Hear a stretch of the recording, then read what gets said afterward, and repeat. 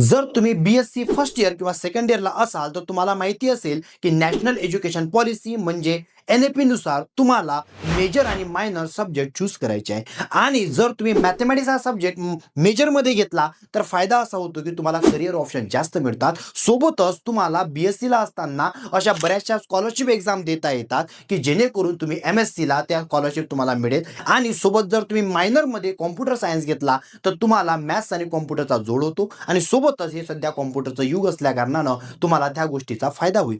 आणि महत्त्वाची गोष्ट लक्षात घ्या की जर तुम्ही मॅथमॅटिक्स आणि कॉम्प्युटर सायन्स घेऊन जर BSc करत असाल तर BSc first year BSc second इयरच्या नवीन बॅचेस आपल्या 1 ऑगस्ट पासून सुरू होत आहे. जर तुम्ही अमरावती प्रॉपर असाल तर तुम्ही आपलं ऑफलाईन इन्स्टिट्यूट राठीनगर अमरावती येथे तुम्ही व्हिजिट करू शकता.